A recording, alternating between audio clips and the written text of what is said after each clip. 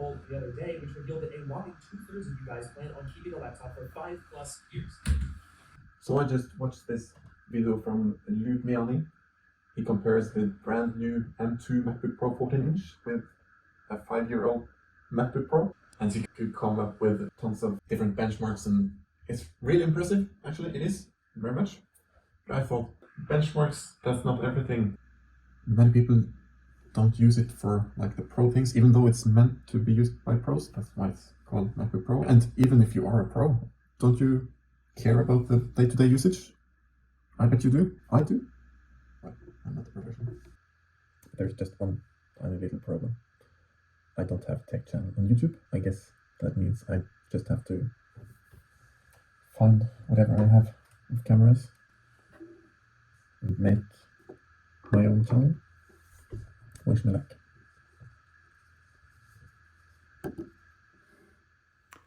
My GoPro just keeps crashing, so I have to use my good old rent cam. And of course my phone, my old Android phone. And do I need anything more? Lights maybe? Yeah. Perfect. Unfortunately, I don't even have a 5-year-old Mac. I only have last year M1 Pro, MacBook Pro 14-inch. But of course, I have a Windows PC. And it doesn't seem like anyone has ever tried to make a comparison like this before. At least not on YouTube. Nice to be the first, right? I think a lot of people, just like me, thought, oh, it hasn't been used for a while. The M1 and the M2 series both are so good, and many of us previous Windows users switched to Mac, and maybe many more will do. So I think this is going to be a good review, a relevant review. So what do you think? Do you think the user experience has changed? Let's just jump straight into it, as all YouTubers say, after spending half an eternity on the intro. They are both turned off now, and I guess we can begin, but first, actually I got one more thing to do. Because I actually got this. This is a 13-inch M1 MacBook Pro. Actually, the reason why I have this is this actually crashed and I changed the motherboard. But before I did, I bought this used. And I saw the ad for this used one with a Spanish keyboard, so that I got it for very cheap for some reason.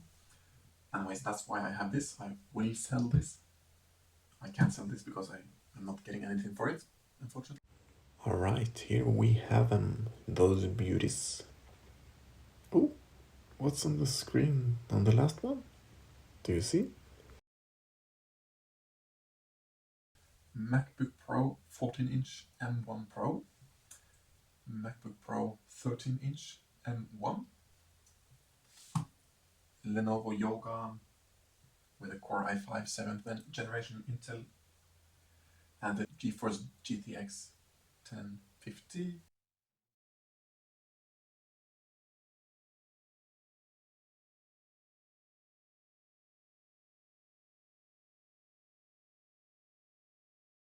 Clearly a win.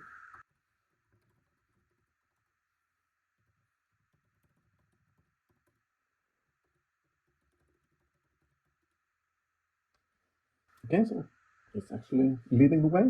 MacBooks use a very low percentage of the processor for all these tasks. They of course use more when I use Fusion 360 or other demanding apps, but Fusion 360 also runs just as fine on the Windows PC. One thing I always like when watching YouTube is full screen, so let's see. Okay, quick. Smoother on this.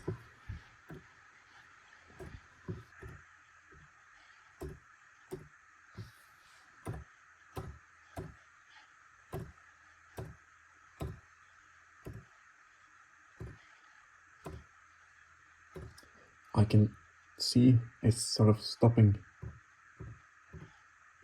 when I go out and in like this. It sort of misses some frames.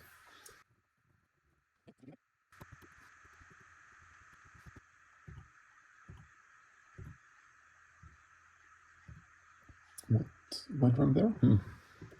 Okay, so now we can see, or you might not be able to see, but I can see one frame dropped on this. 28 here, 27 dropped. So winner is Windows PC, actually. And yeah, me personally, I really see these drops and I really dislike them. Maybe that's why I'm calling myself pedantic.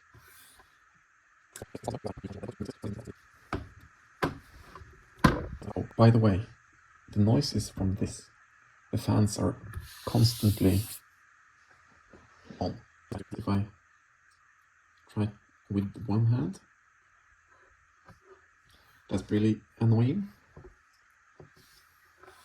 Yeah. So fairly quick, but these are just there, always.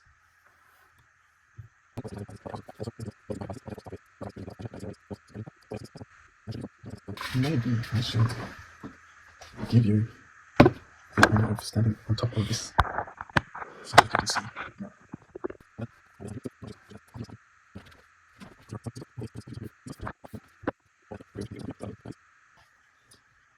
Since I haven't changed. Oh, that's bad. It's had to reload the page already. Important notice. The reloading of web pages is also happening on the Macs, especially on the 8 gigabyte model, but still not good for the Windows PC. This feels just a tiny bit slower or less responsive than both of these, but not too much.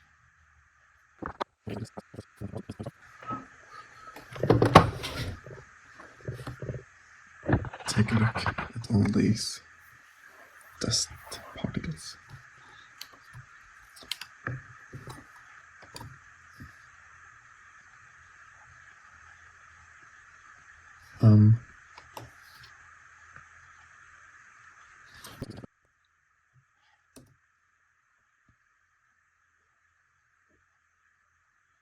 So this has an SSD, 8 gigs of RAM. Oh, look, it's actually...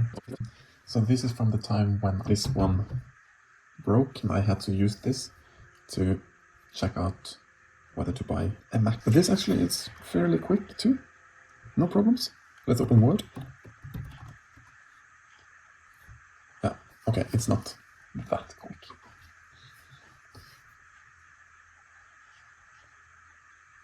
Oh, this has gone to 99%, while this is still at 100%.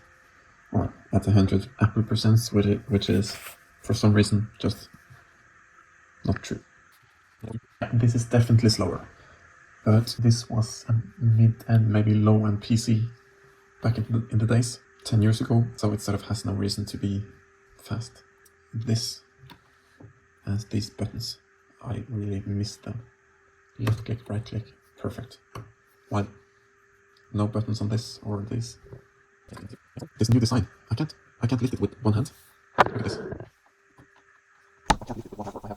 I can put my finger in there, into the HDMI port, and then lift it up from this. It's just impossible. Or I could use the same problem. One as this to just lift it like this, no problem. This trackpad is really bad, but that's not Windows' fault. It's just Lenovo. These two, of course, has really good trackpads, but not perfect, not perfect. I find it hard to zoom in and out sometimes. I find I have to be perfectly, of course, when I try to, but when I use two fingers, why is it working when I'm trying to show you? Yeah, like this. That always happens to me. And why? I just don't get it. Every other PC makes this really easy. So why not the MacBooks? I did a typing test. And even though the results are pretty similar, the keyboards on the MacBooks clearly feels a little bit better. But this will of course differ a lot between different PCs. 62, okay. 65, not a big difference. But a Windows PC has this wonderful delete button, which no Mac has, or not mine at least. And I used this all the time, while I have to press Fn and backspace to do the same. And it's just one more click, not good. The thing I miss the most from this is probably the touch screen. Just why don't Macs have that? It is actually very useful. When I'm scrolling through something, I very often just put my finger, my thumb there, and scroll away. To use split screen, I really like the build quality and the battery life and the screen. And this is a really good computer. This has its qualities too, even though it's 5 years old. And it has the USB-A port, which no Macs will ever have anymore, apparently. And it has a bit better speakers and many smaller things that is important to someone but not to everybody. So the daily usage is very comparable between this and this, the MacBook Pro 14-inch and of course the MacBook Pro 13-inch and this Lenovo Yoga from 2017. Some apps are noteworthy faster on the Mac, but some are actually noteworthy faster on the Windows PC. So should you upgrade from this or something similar to... I can't lift it with one hand. Maybe. Depends. As always, if you have a 5-year-old PC that dies, you should definitely consider buying an M1 or M2 or M1 Pro or M1 Max or the Apple Silicon versions of Mac. But if you have a PC that works just fine, the before mentioned claims about the extreme performance in new computers is by all means true. But normal people don't really need more computing power than we had in a middle-class PC 5 years ago. So it's not very important for the normal users. It's important for the professionals and the high-end users, but not for you and me. So if you were to be pedantic, you could say this video is less pedantic than what you could expect from a YouTube channel called Tech Pedantics. And yeah, I'm so sorry for that, but I actually have a lot more pedantic plans coming up.